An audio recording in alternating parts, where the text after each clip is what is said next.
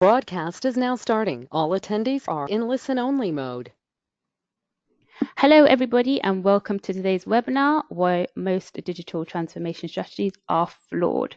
Firstly, let me introduce myself. My name is Chloe Douglas, and I'm the Program Manager for this program. And today I am joined by the Program Director. His name is Daniel Rolls, a professor here at Imperial College Business School. So during the next 20 to 30 minutes of this webinar, please do feel free to ask questions in the questions box, and Daniel will try his best to answer them all at the end. Okay, I'm now going to hand you over to Daniel, who will introduce himself. Hi there, everybody. Thank you for joining us today. My name is Daniel Rolls, and I will start by introducing myself and explaining who I am. So as Chloe said, I am Program Director on the Digital Transformation Program, which I'll speak about later on, and I'm a lecturer on the Masters and the MBA programs at Imperial College. I've written a few books on the topic, and I'm going to reference one of those, Digital Culture, because we've got a load of data and a load of interviews we're going to talk about. I'm host of the Digital Marketing Podcast, and I'm CEO of a couple of companies, Target Internet and Innovate Education. And we work with lots of the brands that you'll see on the page here, helping them with their digital transformations and training their teams. And I'm going to reference some of these organizations, but also a lot of the learnings from these organizations as well. So throughout this presentation, I'm going to reference some data from this book. And the reason for that is when we wrote this book, we went through and tried to look at what makes a successful digital transformation. And we interviewed a huge range of organizations and collected lots of data together. And a lot of that data and a lot of those organizations are involved in our digital transformation program, which I'll talk about at the end of this as well. So we're going to reference real world data, real world interviews and experiences to try and understand why people's digital transformations are failing, but also really what makes a successful digital transformation and learn from other people's experience. Now, this quote came out back in 2016, and there's been various other quotes still since then, and there were literally some coming out yesterday as well with similar kind of numbers. And this was on the Forbes website, and it said 84% of companies fail at digital transformation, which is clearly very, very worrying. But I think we also need to not be too alarmist when we dig into this a little bit, because when you actually read the interview that this was quoted from, what they actually said is that about 1 in 8 digital transformation programs are really, really succeeding and are great. So the other 7 is where that stat came from, but actually the rest failed to some extent. Now, what we mean by that and what it was meant in this particular interview is not necessarily entirely clear, but I think this is probably the most important. So more than 50% of these digital transformations didn't go right at all in some way, but there's a lot of different factors involved. There were stats that came out from Accenture about 3 or 4 weeks ago that said that about 72% of organizations are either in a digital transformation at the moment or about to start one. So bearing in mind, nearly 3/4 of organizations are doing this digital transformation thing. And according to this Forbes interview, about 50% of them aren't going right at all. We really need to look at that very closely, because there are huge implications in terms of the revenue that's being put into this, but also the opportunity cost that's lost and learning from other people's mistakes, because it can have a huge impact on staff morale, etc., etc.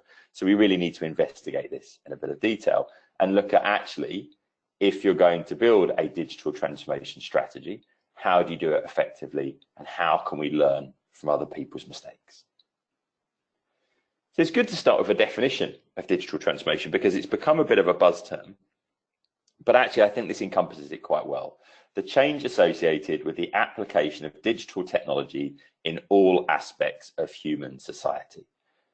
Now, if we're not careful, the way that we interpret that is just the technology, and we see this as an IT project. And that's completely not the way to go about it, as we'll see in the coming slides. Actually, this is about changing expectations of our customers, either from a consumer or a business-to-business point of view. They have much higher expectations of what they should be expecting from organizations. But it's also a massive cultural change as well, in terms of the need for our staff to be ongoing learning and improving their skills on an ongoing basis. There's IT implications and so on as well. So there's huge different areas of the business and society this is going to affect. So we need to go and look at that. Just notice question coming in saying, will you be supplying the slides afterwards? Absolutely. We can supply the slides, and actually the session is being recorded as well. So you'll get an email following up from this as well. So we need to go through and look at all these different areas of change, but it is probably a lot broader than we realize.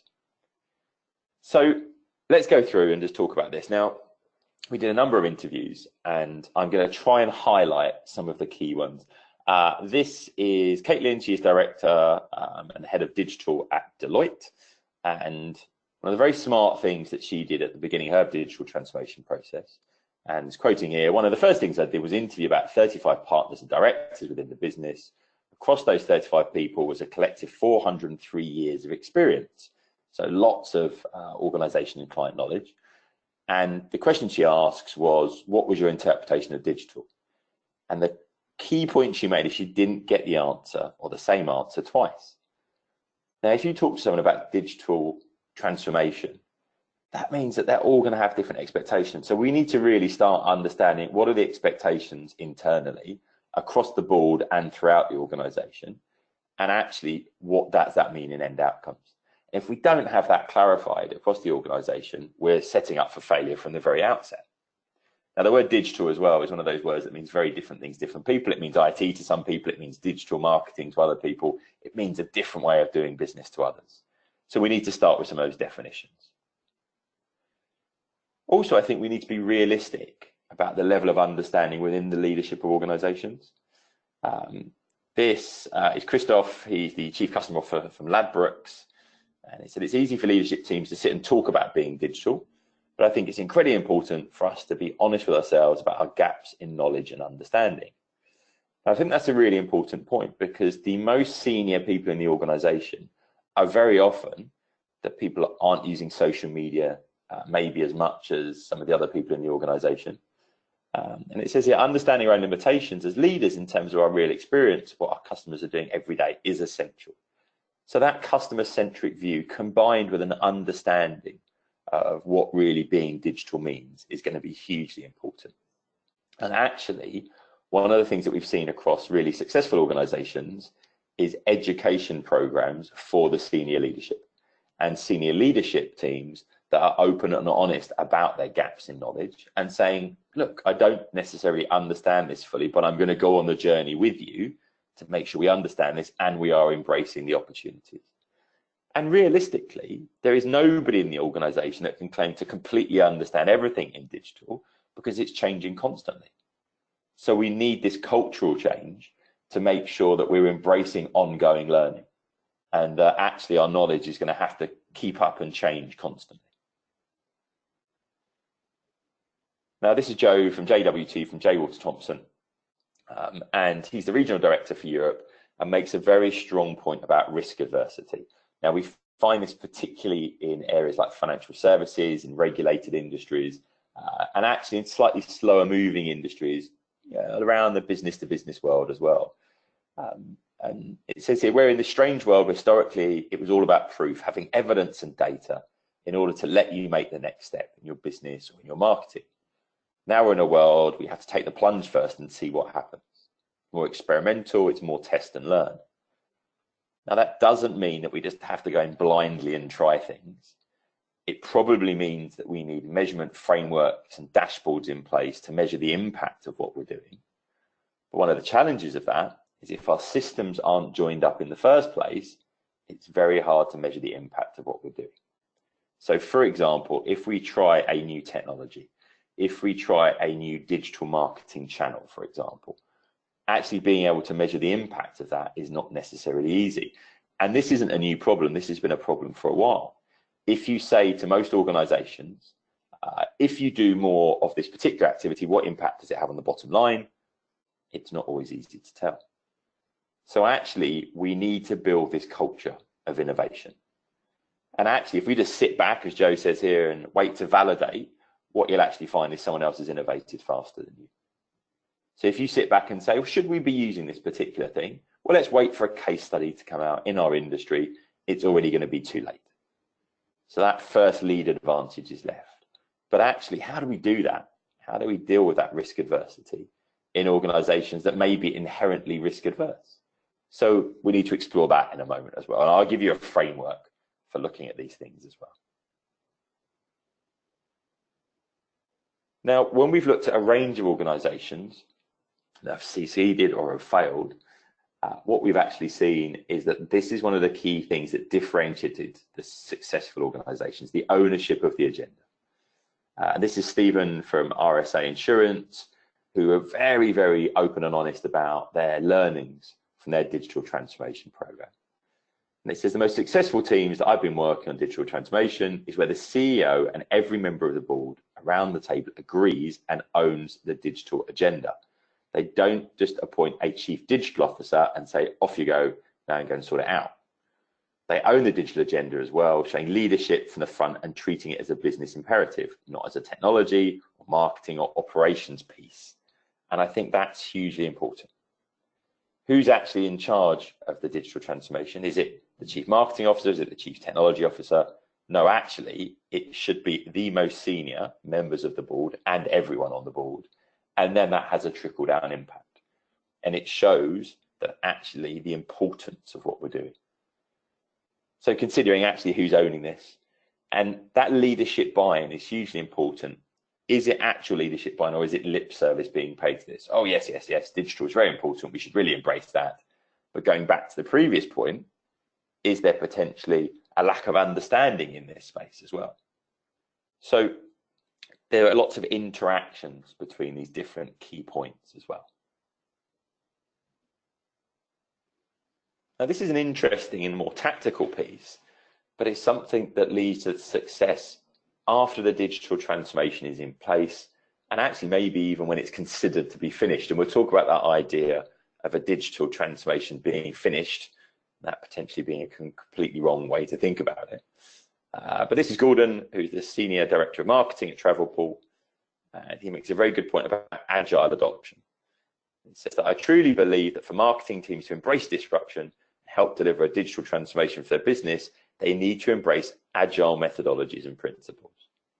I'm sure many of you are familiar with the idea of agile methodologies, but if you're not, and just to clarify this as well, agile is something that's been used by technical development teams for a long time, breaking work down and then delivering it in sprints, in these short cycles and periods of time, and having cross-disciplinary teams. And there's a really important point in there, is that one, the whole waterfall methodology is leading to failure for lots of big projects, and this is a solution to that. But actually the idea of cross-disciplinary teams, one of the things I get asked a lot in regard to digital transformation and just the change in organizations is how should we structure our organization?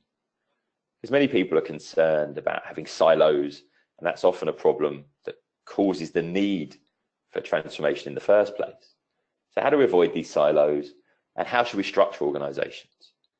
And what quite often happens is we come up with all these different kind of matrix structures and so on. And there's lots of different ways of approaching it, but the reality is there is no right answer to what is the right organizational structure. The reality is that you're going to need different organizational structures at different times. You can't 100% predict the future. So actually there's no way of getting this 100% right. And that answer infuriates people. But actually what we can do is we can organize sensibly. There are a load of different ways of approaching that. But then we think about things on a project by project basis, and we organize ourselves into cross-disciplinary teams. Now we're seeing this naturally happen to some extent already, where the idea of marketing and digital marketing being separate was nonsense. The idea of marketing and operations being completely separate, or operations and technology and IT all being separate. So we've seen a merging of these different things already, but actually working in ways where we can pivot quickly, we can respond to change, competitive economic market conditions are all going to have a massive impact. So the idea of then being able to be flexible going forwards is a really important one. And that will again connect to something I'll speak about in just a moment. Now, one of the things that comes out a lot, and one of the biggest challenges, is the technology change and this idea of embracing a single customer view.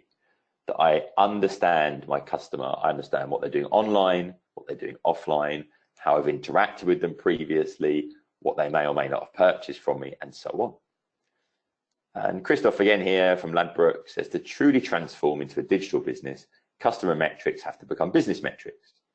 I think you can only do that if you have a single view of the customer and a really clear, robust one customer platform. We spent too long exploring and thinking about this. We weren't decisive enough, and I think that held us back. One of the big problems in digital transformation is legacy systems, is the IT and technology systems we have in place. And the great concern is that we replace a system with another system, and by the time it's done, that system's out of date as well. And that is the reality. So increasingly, we're seeing adoption of software as a service models, and we're seeing players in the market like Salesforce that are providing that single customer view across a wide range of disciplines within an organization. And that actually creates some risk adversity in some organizations, worrying about where their data is, worrying about actually the security of that data and so on, with very valid reasons. But actually embracing that quickly, driving through that customer agenda right at the center of the business is essential. And actually that tension between IT and systems, data, and actually our day-to-day operations is one of the things that's leading to the failure of many digital transformation strategies. And I'll talk about the challenges of that in a moment. But essentially what we need is a cultural change so that different parts of the organization are working together. If essentially your IT and your technology team see themselves as the ones who stop risk, the ones that stop you from doing something stupid, the ones that prevent you from doing things too easily so you can't damage things, we end up in a situation where that actually can stop innovation. But equally, we obviously don't want a situation where anything can be changed at any time by anyone from a technology point of view, because we'll have chaos and we need security of data and so on. So we need to see how these things work together, but there is a clear tension between them. Now, what that means is very good stakeholder management is a skill that's needed throughout the organization.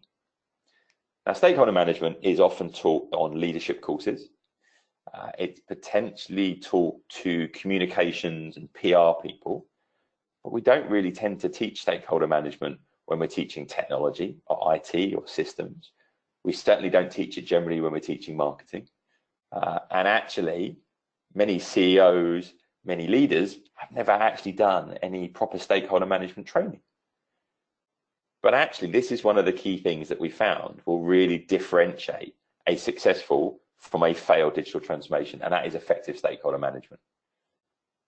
Dominic here again, Travelex, so find out who the decision makers are in the business that may in some way be impacted by the things that you're trying to do or be the blockers of it. Invest disproportionately large amounts of time in building relationships with these people and understand their objectives, their points of view, their biases and their fears, so you can manage them more effectively when you come across issues. Now, the reality here is that this is potentially seen as a soft skill, and it's probably not high on the agenda when we're going through and making digital transformation plans. But in reality, this is what, when we get to problems, and we will get to problems when we're running a digital transformation, can actually solve those problems.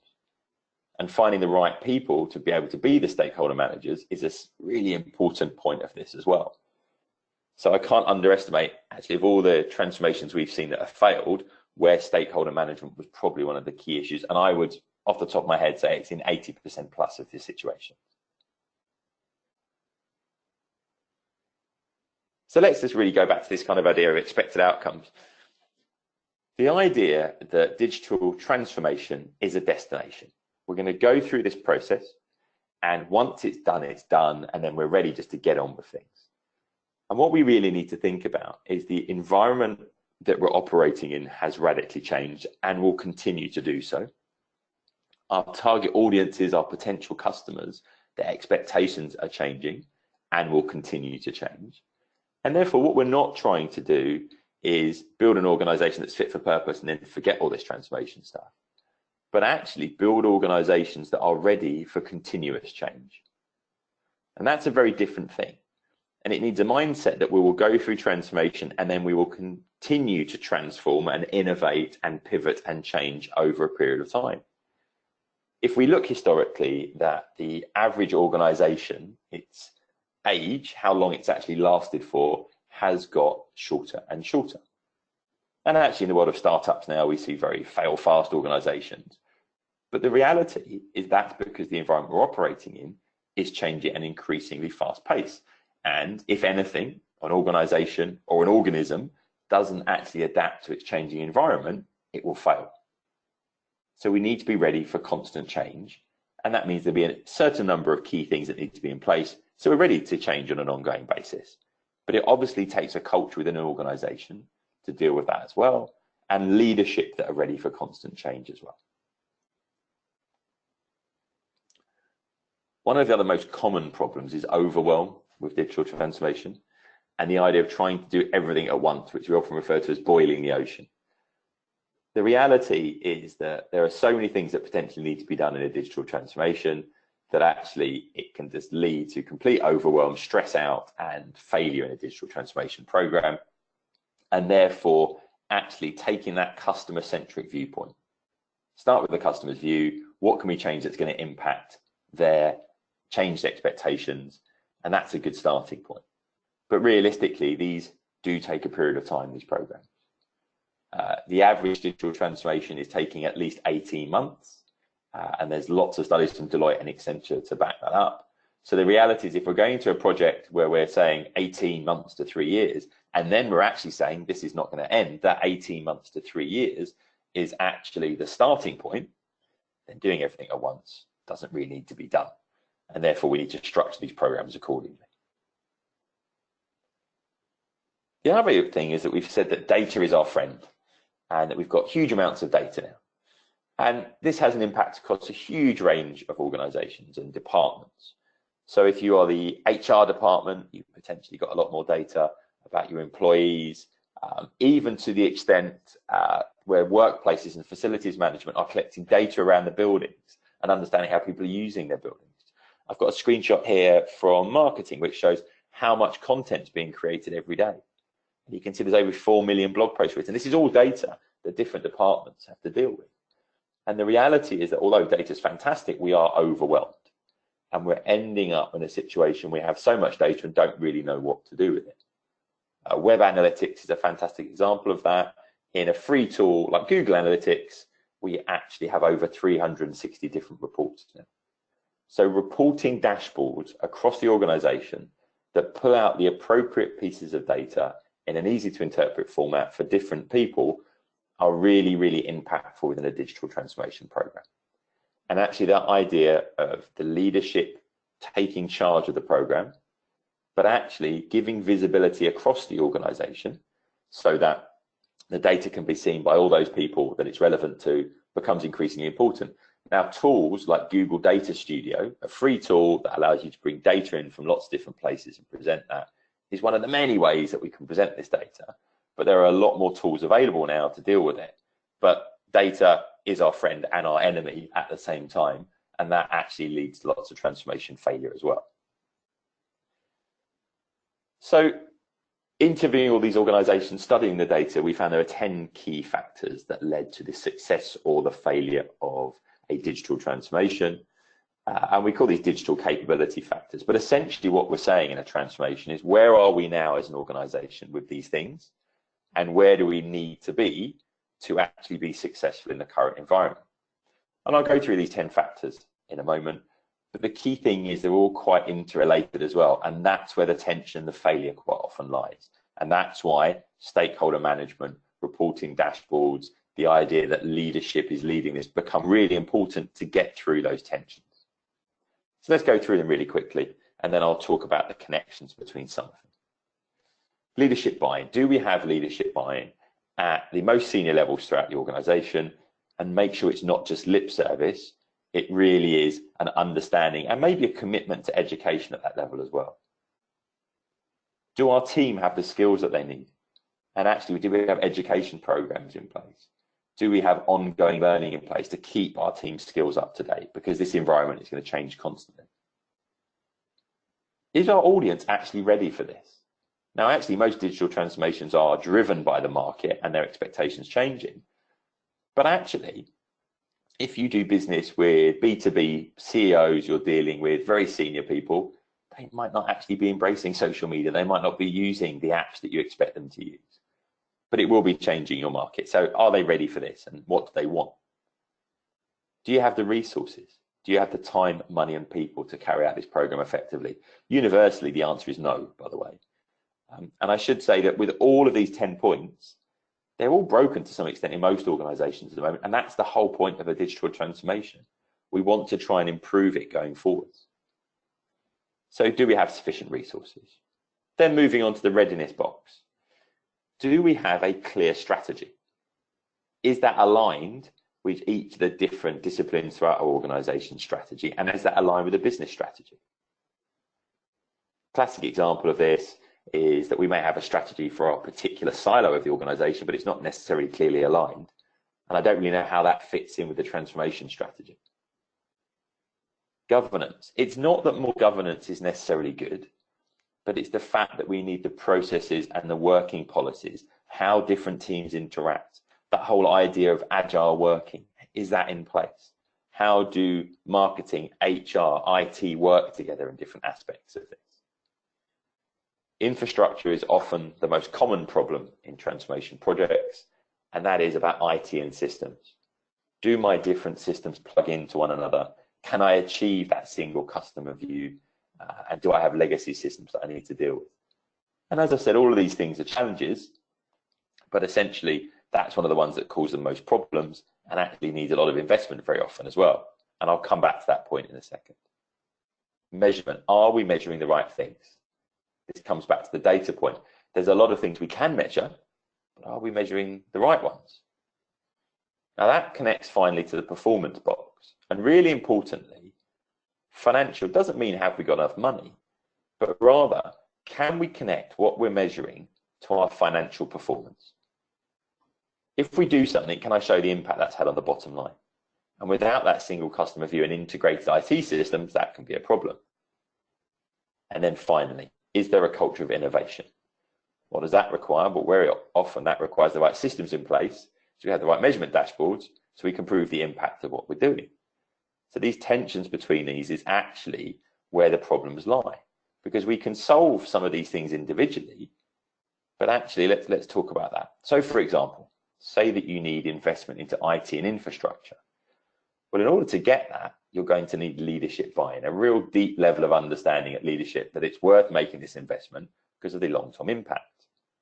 But for your leadership to buy into it, you'll need to be able to connect your measurement to your financial performance to prove that this is going to change things. But you can't really get that measurement until you've got the systems in place in the first place. So we have a real chicken and egg situation here.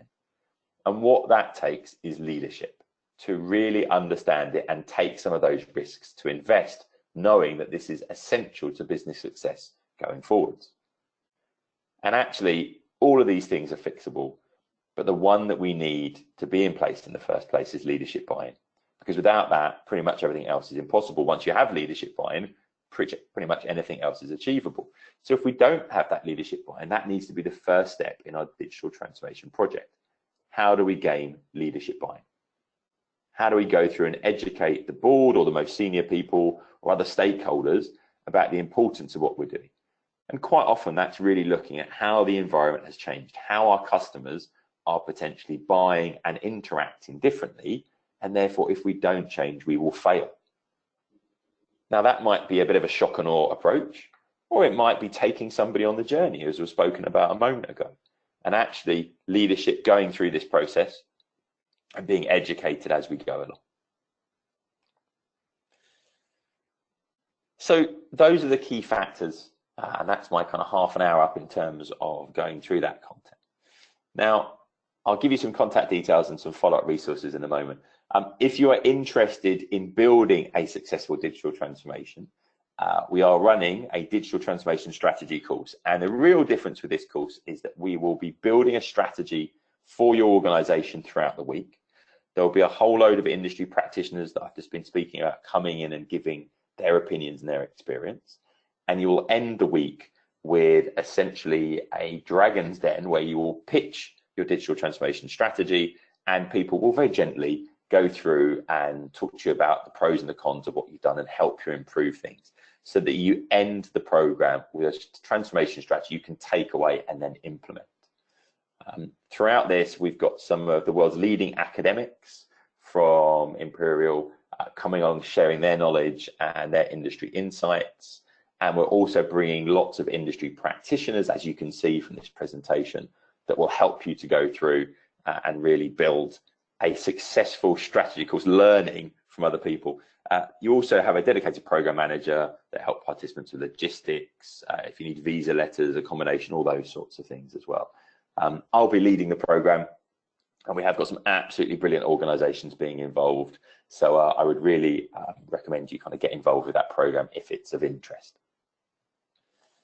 So I'm just going to go in and see if there are any questions coming in. I can see there's a couple in here now, so I'm just going to have a quick look at these. So there you go. So Ian has come through and said, do you tend to see digital transformation as a separate enterprise-wide activity or something that each function department complete, assuming a thin governance layer? I think what you need is very much cross-disciplinary work here as well, because clearly there will be things that IT and technology need to do, there'll be things that marketing need to do, there'll be things that HR need to do, and so on. But the reality is those things are so tightly woven together that it is an enterprise level activity, but in reality, it's going to have each people from those teams involved. So I wouldn't see this as like a separate project team that run off and do this. I would see this as essentially working in this agile methodology. Each part of the organization will go and do their bits, they will regroup, they will share learn, and they'll go off with that process. So I think you need a bit of a hybrid approach, but agile working can really help with that. The point about a thin governance layer is incredibly important, because actually a overly heavy governance layer can actually cause huge problems with this as well. So it is an enterprise-wide activity, but it is something that each function needs to kind of do their part of. So that's why I think kind of coming together, that whole Scrum approach, working agile, can really help things.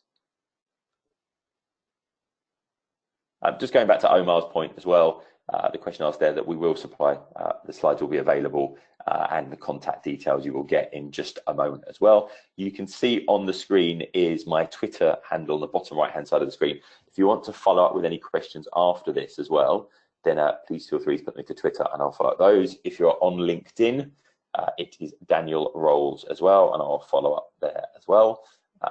If there's any more questions, please do type those into the questions. There we go.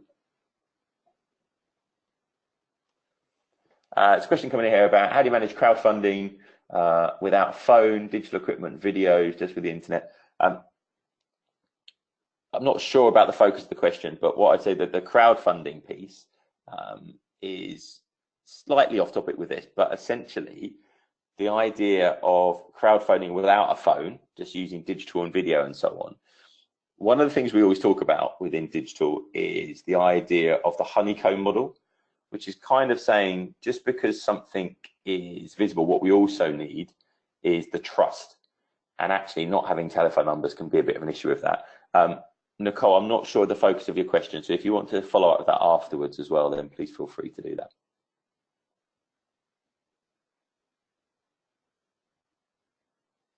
All right, well, I'll stay on here with any more questions coming through in a moment as well. But just to give you some contact details to follow up with as well.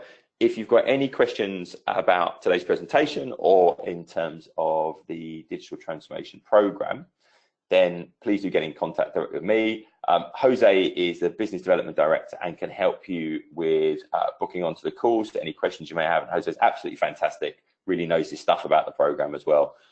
So please go through and get in contact with him as well. Please do follow up online as well. A couple more questions coming through. Great, I'm glad I understood that, Nicole, thank you. If you want to follow up online after that, please do. Mike started typing a question. Well, I've just got, let's have a look. Mike, I've only got a couple of words of your question at the moment. So if you want to type those in, I'm happy to answer those as well.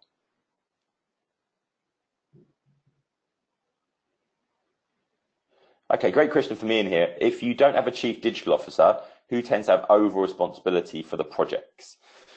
The way that I've seen this work in successful organizations is that the most senior person, normally the CEO, is going to take ownership of the whole program, but obviously delivery of that is then put across a range of people. And what we found is that a digital transformation working group has been put together. Normally you have on that someone from marketing, someone from IT, someone from HR, and then there may be various other departments as well, normally operations as well. And they would work in that kind of structural way to work in an agile methodology. There is no right answer to that as well, by the way, Ian, but I think senior ownership and then these teams, and actually the team can change. That's the other thing that I've seen, is seeing that actually the makeup of that working team can change throughout the project as well. Which legacy organizations have you seen with the most enabling, impressive digital transformation culture? The ones that have been the most impressive and the ones that have also probably failed the most, the ones that didn't do it, a lot of the financial services and the banks. The banks that have really embraced this have the worst legacy systems to deal with and the most risk. And actually those that have done it really well, and Barclays is an example of this, and HSBC are doing some great things at the moment as well, actually is very, very challenging. And actually what they've managed to do is develop a culture throughout the organization of ongoing change and of challenging the status quo. And I think making people comfortable to do that becomes really important. So I'd look to some of the banks. Accenture and Deloitte both publish really good case studies on their websites. So I'd take a look at those as well. And EY have done some great work, obviously, as well on this. A couple more questions coming through. Let's have a little look. Roland saying here, you said that most organization leaders don't live as their customers, which I agree with. This surely means that insight is vital. How do you rate this in your factor leading to success? I'd say this is one of the most important factors. If the senior leadership don't really understand the operating environment, that is, they don't understand the audience, that causes huge problems with digital transformation, but actually it causes huge business problems, full stop. And having that dynamic leadership is at the heart of most business problems if it's not there. So actually, I'd say it's one of the most important factors, and just kind of seeing things from your customer's viewpoint. And very often when we need to go into an organization and we need to kind of shock and awe the board or the senior team, it is about saying, this is how my customer's doing things. Here's an example of the experience. And I'll give you one really practical example. We went into one organization and we said, you need a new digital strategy. Your customers are interacting with you differently. They said, oh, no, we did that 5 years ago. That's fine. So what we then did is take all of their biggest customers, sat them in front of a computer and said, try and do this on their website. Try and interact with them from a customer service point of view. Try and go through social media. We put the webcam on and we recorded their customers' faces and then edited a video that's basically their customers going, what? Where do I click? How does that work? And we then showed that to the board and went, oh, okay, we get it now. So there are different approaches, but it is absolutely, Roland, one of the most important things. Funny, so I think I just hopefully answered your question a little bit. There are different ways of doing it, getting leadership buy-in. It might be what I just said, show them the customer's viewpoint. It might be shock and awe. We use a fantastic guy called Jonathan McDonald, who's a public speaker, to come in and terrify the board sometimes and kind of show them if they don't do this, they will fail.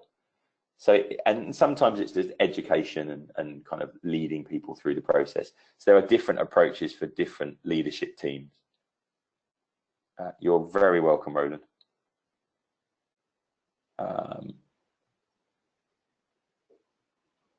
Just having a look here, a question from Mike, which has been broken down just because of the system.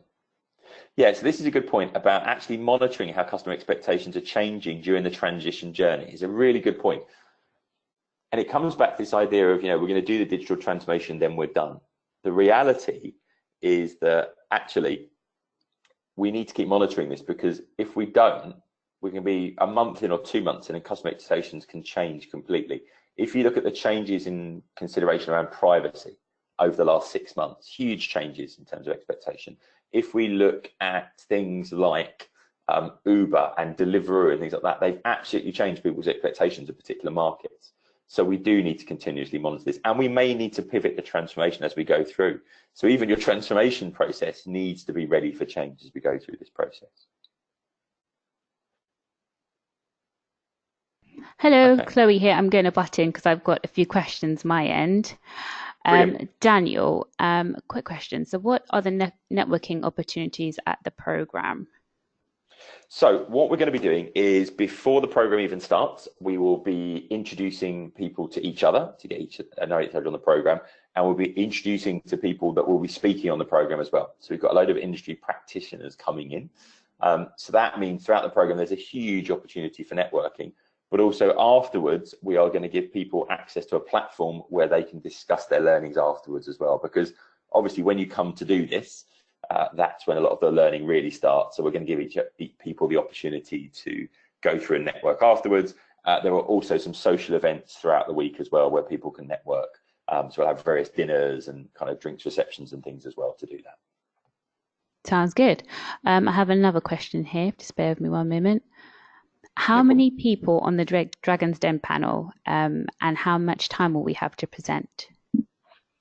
So what's going to happen is throughout the week, there will be time every day for building the strategy. And there will be a number of facilitators around from different organizations. Then the last day is very much about getting those presentations ready, pitching them, getting feedback, and then changing them and repitching them. So pretty much the whole last day is really robustly challenging those strategies. Now, that doesn't mean it has to be a long presentation, but it means that you've got time to deliver it, iterate it. So you don't deliver it, get loads of feedback, and then have to walk away and do something with it yourself. So you should be well armed by the time you get back to your organization. All right, okay, I have another question. Can we use external companies if we don't want to share information about our company's digital strategy? Yeah, so one of the things that people may be concerned about is that they're going to come along and they are going to have to expose data. You absolutely won't do that at all. General principles and so on, we'll have an absolute focus on privacy. So the things you don't want to share, you won't have to, but we can go and build a general principles that you can present, but also if you want to present in private to anybody, and you will have private time with those mentors as well. So you don't need to do it in front of the whole audience. All right, I have one last question here. Will there be any pre-reading or any preparation so I can prepare for this course? Yes, so there's nothing that you have to do, but we would suggest that there are a few things that you read and just some things that you would collect together at your end in terms of to arm you when you get there as well. And actually what we're going to do is everyone coming on the course, I'm going to be speaking to them one-to-one before they come along, just to make sure they're prepped by the time they get there. All right, okay, I think that's, we can wrap up now. I think we're done for our questions.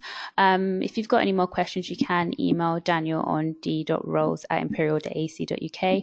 And for more information about the course and joining on, please email Jose, so Jose Rosario @imperial.ac.uk. Thank you so much for your questions, and of course, Daniel, for your insights. That's it for today. Enjoy the rest of your weekend, the long weekend. Take care. Bye-bye. Thank you very much, everybody, and thank you for hosting.